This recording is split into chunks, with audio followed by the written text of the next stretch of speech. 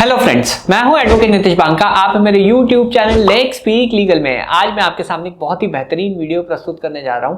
एक क्लाइंट थे, उन्होंने मेरे से एक क्वेश्चन पूछा था कि वकील साहब, पुलिस ने मुझे एश्योर किया था कि मेरे जो घर वाले हैं, रिलेटिव्स जैसे मदर, फादर, सिस्टर, वो बाहर हो जाएंगे 498A, झूठे 498A में जब वो चार्जशीट फाइल करेगा। तो उसने मेरे को जो है एश्योरेंस दी थी। एश्योरेंस देखिए, ऐसी एश्योरेंस की वैसे तो कोई गारंटी नहीं होती है, और ये एश्योरेंस क्यों दी जाती है आप कमेंट बॉक्स में लिख दीजिए। मैं इसका जो है डिस्कशन नहीं करूंगा क्यों ये एश्योरेंस ऐसी दी जाती है। वहां पे जब ऐसा हो जाता है, आप कई बार बातों में आ जाते हैं, और हम लोग तो यही एडवाइस करते हैं कि आप जो है क्वैशिंग के लिए जाइए, वो ज़्यादा आपके लिए बेनिफिशियल रहेगा।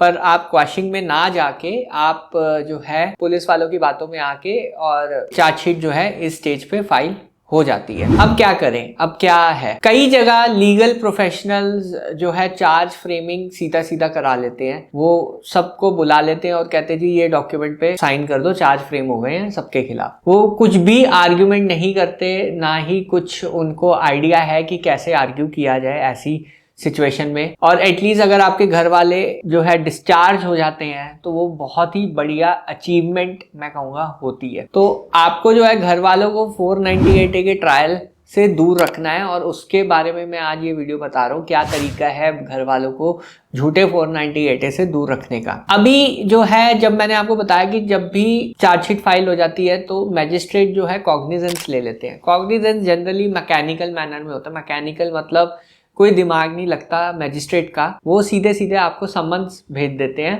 कि आपका क्योंकि चार्जशीट में नाम है इसलिए आप आइए और जवाब दीजिए। कई मैजिस्ट्रेट बहुत अच्छी तरह जो है चार्जशीट पढ़ते हैं और जो है आपको समन्स करते हैं। वो खुद ही जो है रिलेटिव्स को बाहर कर देते हैं और सिर्फ हस्बैंड को समन आता है। कई बार ऐसा भी हो जाता है, बट कई बार मोस्टली केसेस में नहीं होता क्योंकि चार्जशीट वो पढ़ते नहीं है और सीधा सीधा समनिंग ऑर्डर पास हो जाता है। अब यहाँ पे इस स्टेज पे आप वो समनिंग ऑर्डर की रिवीजन फाइल कर सकते हैं। रिविजनल कोर्ट में आप स्टे ले सकते हैं ट्रायल पे ही पूरा, और रिविजनल कोर्ट पे आप ये कह सकते हैं कि मैजिस्ट्रेट ने जो ऑर्डर पास किया है कॉग्निजेंस का, वो बिना चार्जशीट देखे पास कर दिया है, तो कृपया जो है इसको सेट असाइड करवाइए। तो यहाँ पे जो है सेशन कोर्ट कई बार जो है दखल अंदाज नहीं करते अनलेस केस बहुत ही ज्यादा अच्छा हो। वो यही कहेंगे कि जी वकील साहब आप जाओ डिस्चार्ज पे बहस कर लो। कुल मिला के अनलेस केस बहुत ही अच्छा है, किस केस में आपको समनिंग ऑर्डर चैलेंज करना चाहिए और किस केस में आपको समनिंग ऑर्डर बिल्कुल नहीं चैलेंज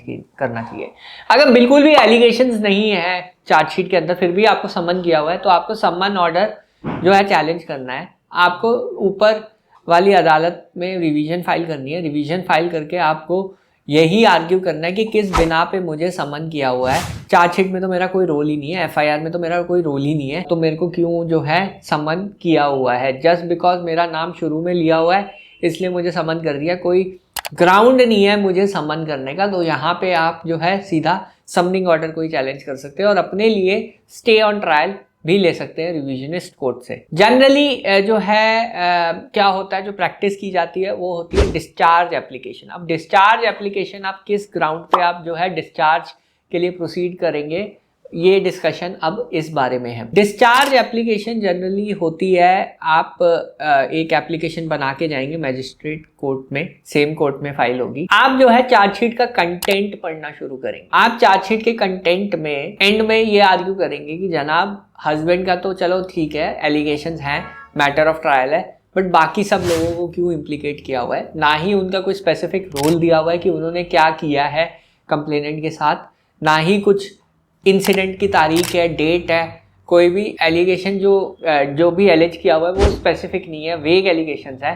तो कृपया मुझे जो है डिस्चार्ज कर दीजिए। तो आपको जो है इस स्टेज पे आर्ग्यू करना होगा डिस्चार्ज के टाइम पे, क्योंकि आपका अगर स्पेसिफिक रोल नहीं है, रोल मेंशन है वो स्पेसिफिक रोल नहीं है, तब आप डिस्चार्ज के लिए। अगर बिल्कुल भी रोल मेंशन नहीं है तो मैंने आपको बोला कॉग्निजेंस ऑर्डर को चैलेंज कीजिए। तो जनरली जो है आजकल ये चीज़ होती नहीं है, इसलिए प्रॉब्लम ये है कि ये केसेस लंबे से लंबे चलते हैं और सेटलमेंट का भी कोई चांस नहीं होता है।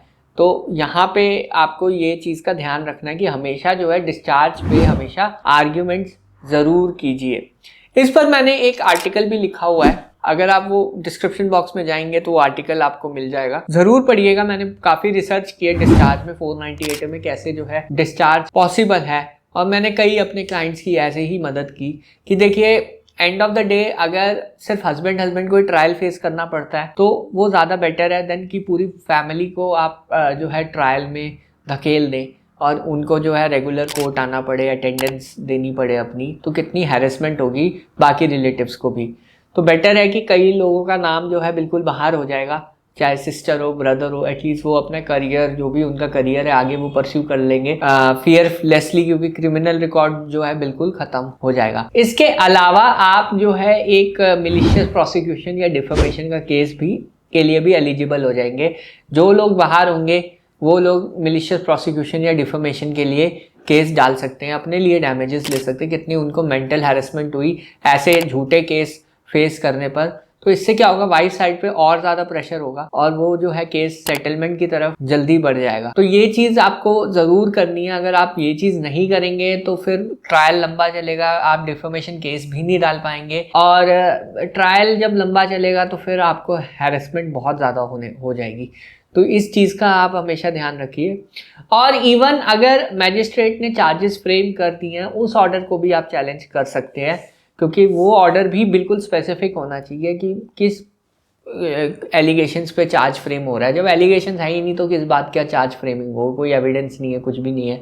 मटेरियल मैजिस्ट्रेट को देखना है कि किसने क्या गवाही दी है, विटनेस ने। तो कोई अगर मटेरियल विटनेस नहीं है तब भी आप जो है डिस्चार्ज के लिए प्ली कर सकते हैं ऐसी स्टेज पे। डिस्चार्ज में आपका नहीं हुआ तो आप जो है रिवीजन उस ऑर्डर के अगेंस्ट भी फाइल कर सकते हैं। तो बहरहाल ये था एक छोटी सी वीडियो, कैसे जो है डिस्चार्ज ले ऐसे केसेस में, और कैसे जो है आपका जो भी है इसमें इश्यूज जो भी आपके आते हैं डिस्चार्ज में वो कैसे आपको आर्ग्यू करने हैं। तो ये छोटा सा वीडियो है। बहरहाल वीडियो देखने के लिए बहुत बहुत धन्यवाद। अगर आपको ये वीडियो पसंद आया तो प्लीज़ मेरे चैनल को सब्सक्राइब कीजिए, वीडियो को लाइक कीजिए, कमेंट कीजिए अगर आपका भी ऐसा केस है तो। धन्यवाद, थैंक यू वेरी मच।